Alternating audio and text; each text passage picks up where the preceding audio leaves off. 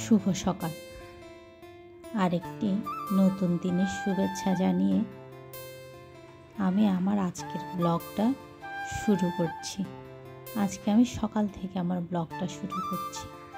প্রথমত একটু উষ্ণ গরম জল খেয়ে নিলাম, তারপর চলে গেলাম নাস্তা বানাতে।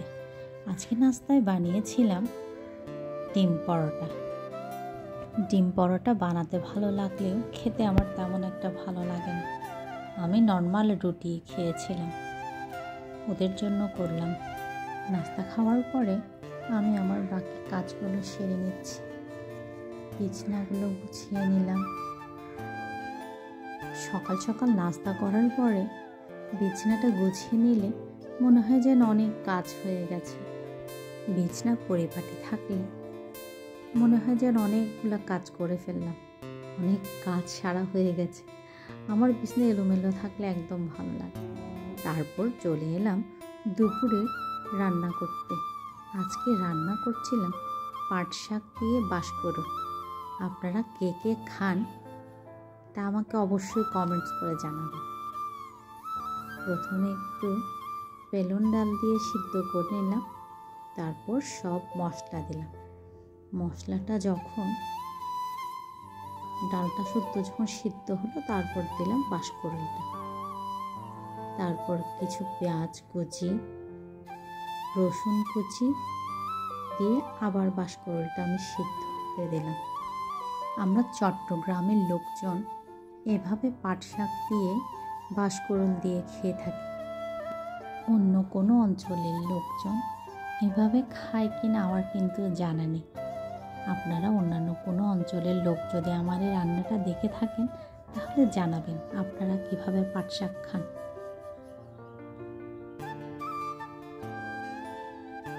বাঁশকরুলটা সিদ্ধ হয়ে গেছে, একটু লবণ দিলাম, লবণ দিয়ে আরেকটু সিদ্ধ করলাম। এর মাঝখানে আমি পাট শাকটা 5-6 বার করে ভালোভাবে ধুয়ে নিলাম।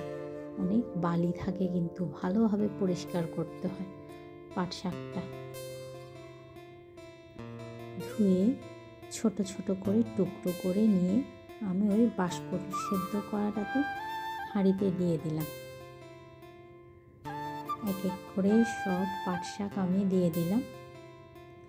তারপর একটু নেড়ে চেড়ে 2-3 মিনিট আবার একটু নেড়ে চেড়ে শাকটা সিদ্ধ করে আমি বাগার দিয়ে দিলাম। বেশি করে রসুন কুচি দিয়ে সরিষার তেল দিয়ে শাকটা আমি বাগার দিলাম।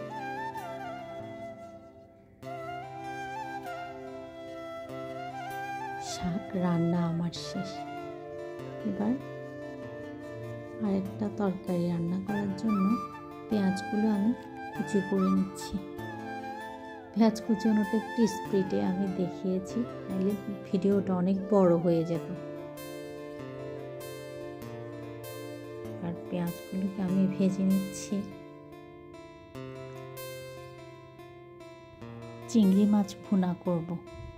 চিংড়ি মাছ ভুনা করতে আমরা সবাই জানি, হতে পারে এক একজনের রান্নার ধরনটা এক এক রকম। তারপর সব মশলা দিয়ে ভালোভাবে কষিয়ে নিচ্ছি। আমি কিন্তু এতে কোনো পানি অ্যাড করিনি। পেঁয়াজ থেকে যে পানিটা বের হবে ওতেই চিংড়ি মাছটা রান্না হয়ে যাবে। চুলার আঁচটা একটু লোতে রেখে ভালোভাবে চিংড়ি মাছটা কষিয়ে নেব। এই পর্যায়ে অনেকবার নাড়তে হয়। আসলে রান্নাটা হচ্ছে একটা শিল্প। আপনি যত মনের মাধুরী মিশিয়ে রান্না করবেন, ওর কালার স্বাদ দুটোই দেখবেন অনেক ভালো হচ্ছে। পর্যায়ে একটু সামান্য পানি দিয়ে সিদ্ধ করে তারপর হলুদ পাতা দিয়ে আমি চিংড়ি মাছটা নামিয়ে নেব। খেতে কিন্তু অনেক মজা হয়েছে। এরপর আমি আমার গাছগুলোকে একটু রোদ মাখাতে নিয়ে আসলাম। মানি প্ল্যান্ট, লাকি ব্যাম্বো আমি বিভিন্ন রকম টবের মাধ্যমে এবং কাঁচের গ্লাসে করে সাজিয়ে রাখি। এগুলো আমি সপ্তাহে একদিন করে রোদে দিই।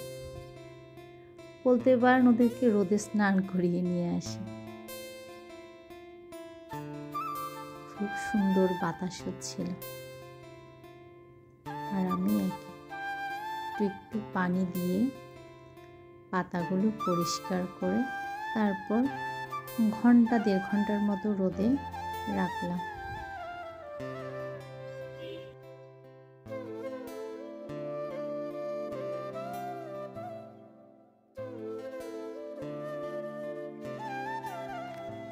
গাছ দিয়ে ঘর সাজাতে আমার তো খুব ভালো লাগে।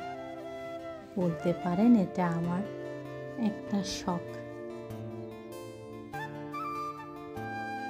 যখন যেখানে যেরকম গাছ পাই তাই আমি বাসায় নিয়ে আসি। নিয়ে এসে চিন্তা করি কি করা যায়, কিভাবে রাখা যায় গাছগুলো।